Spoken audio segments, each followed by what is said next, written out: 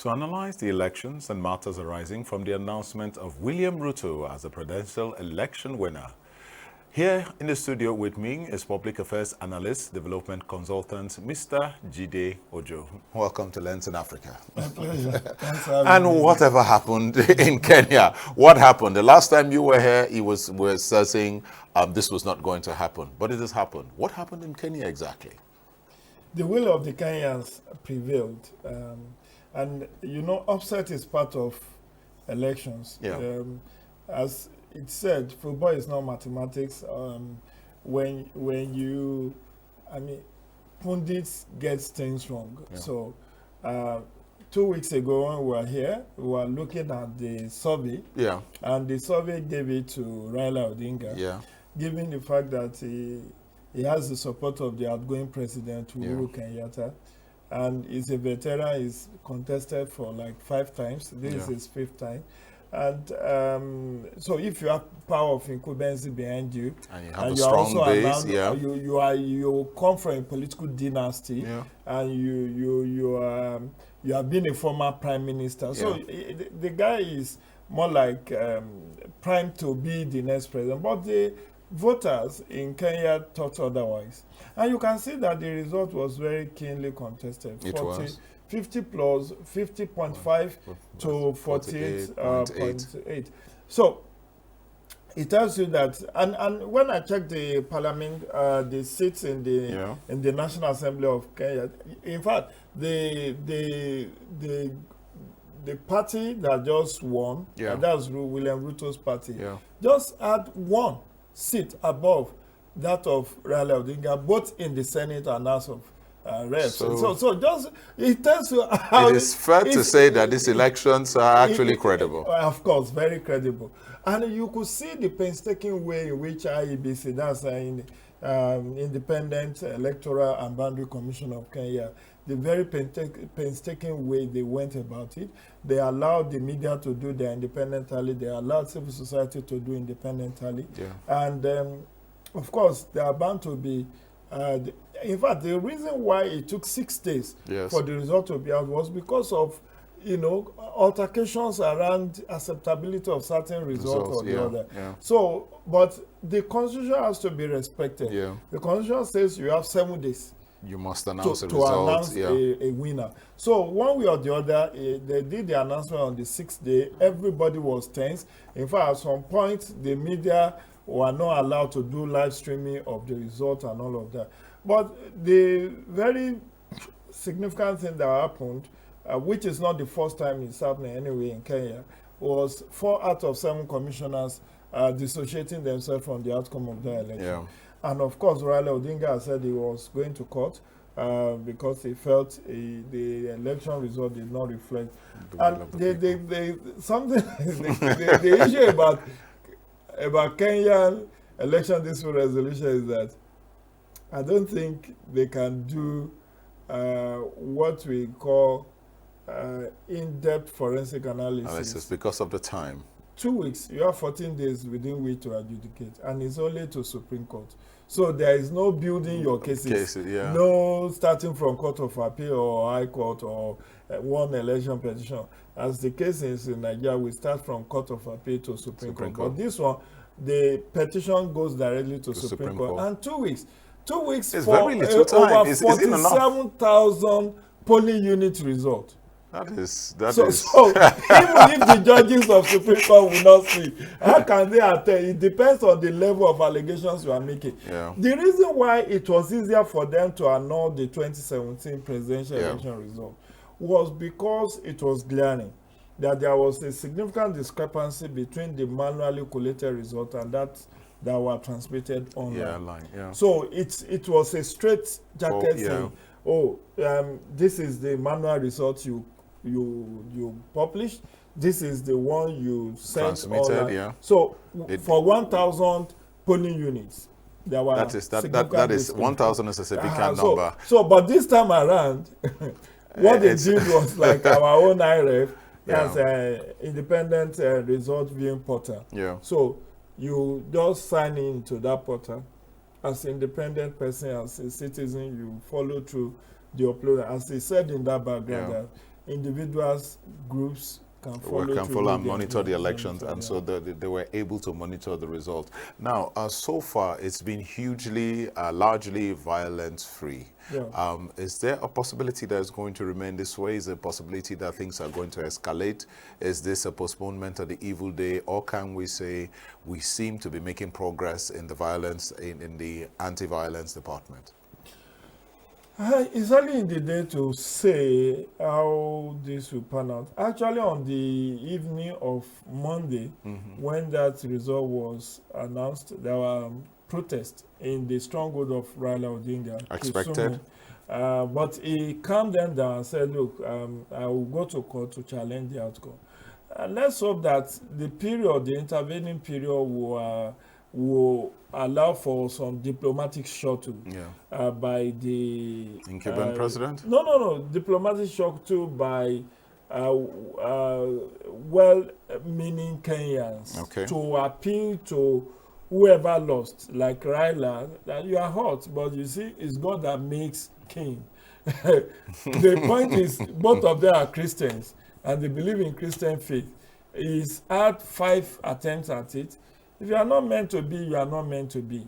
And there's no need burning down the country because of outcome of an election. After all, he has been a prime minister. Yes, that is also significant achievement, political achievement. Yeah. And because, I mean, God may have even, he is luckier than Morgan Shangarai in Zimbabwe, who even died without getting close to anything that Raila achieved. But it still doesn't make it easy to, you finally thought you've put all the eggs together, all your ducks in a row, and you think this is the time you're going to make it, and it turns out differently. It doesn't exactly make it easier, but the good thing is he has asked his supporters to calm down and that he will follow constitutional means to resolve this matter.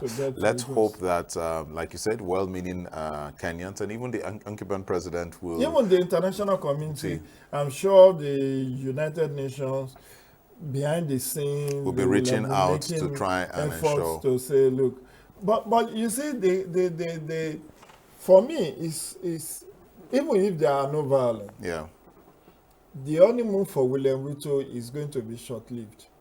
I believe so. That is true. That's quite true. The Kenyans are impatient, and that's the danger. Managing expectations, like we had in 2015. You see, when you believe somebody is the silver bullet you need to solve all your problems. 55-year-old, yes, he has achieved his life ambition. He's relatively young. I mean, he got his first parliamentary experience in 1997. In fact, I was going to come to that. Let's ask, what do we know about William Ruto? Oh, William Ruto happens to be from Rift Valley in Kenya. He came from a poor family. He has to sell chicken to earn income, and he rose through the ranks. According to him, he was like a leader, a worship leader in the Christian campus in Kenya. And in the course of that period that he was leading the Christian Union, he got spotted by Arap Moi, who happens to be the longest serving Kenyan president. I think he was there for over 20 years. And when Arap Moi spotted him, he mentored him politically. So from 1997, he was one of the youngest parliamentarians. Yes, he was. So he won twice into the Kenyan parliament before he was made deputy president by Uhuru Kenyatta in 2013. And the rest, as I say, is history. He has a PhD in, I think, biology, ecology, or something, but in one of the sciences. His first degree was actually in botany and zoology. So in the period that he did his PhD for 7 years, and that's no mean feat to be somebody with that kind of political clout, with all the responsibility, to be able to read, pursue your PhD. Pursue your PhD to accomplishing it. It's no mean feat. He's also 55. He's done well for himself politically, and there was allegation of war against war crimes allegations against him because of the political violence that happens way back in 2007 yes. At ICC, but those charges were withdrawn. Long story short, is a vibrant man. In fact, he's akin to being a pastor because he is somebody who believes in worshiping God and singing praise and all of that. But that seems good. Now let's move on to other matters. The international community is a very strong part of Kenya's politics, whether we like it or not, or African politics generally. So two things I'm going to ask. What does William Ruto's emergence as a president-elect mean to Africa? And how is the international community responding to his emergence? I think congratulatory messages have been sent from across the globe to him, and I also joined them in congratulating him because it shows that the power of self-belief. You know, when it is said in the Bible that if you have faith, you can move mountains. This is moving mountains. It is moving a mountain. To defeat two dynasties in one election where you don't have the support of your principal. It's moving mountain because... So essentially this is saying to the African, you can dream. Yes, they can do spirit that, look, don't look at the obstacles. If you are looking at the obstacles that is having a protracted face-off with his principal for the last 3 years, the principal wasn't supporting him politically, no power of incumbency behind him, and he's young, up against a veteran of political dynasty like Odinga. So, one, self-belief. Two, the can-do spirit of the youth. Because he was able to pitch a campaign slogan of Hustler that, look, I'm one of you. I rose through the ranks. You can be like me. So he set up what I will call Hustler movement. And his message actually resonated with the Kenyan youth. And I think many of them voted for him because of his relatively youthful age. So again, it's a message to African youth.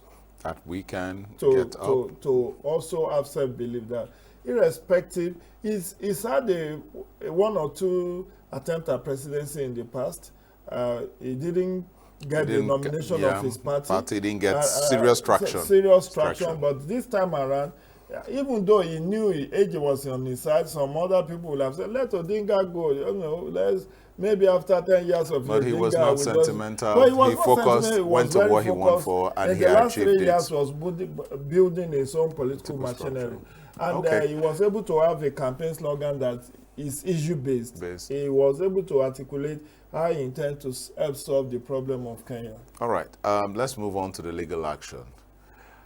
What is the likely outcome? I know you talked about it earlier on. What is the likely outcome of the legal case, considering, one, the time, especially you just talked about, you just have 2 weeks. It's barely enough time for the legal team to, really put their heads together around the case.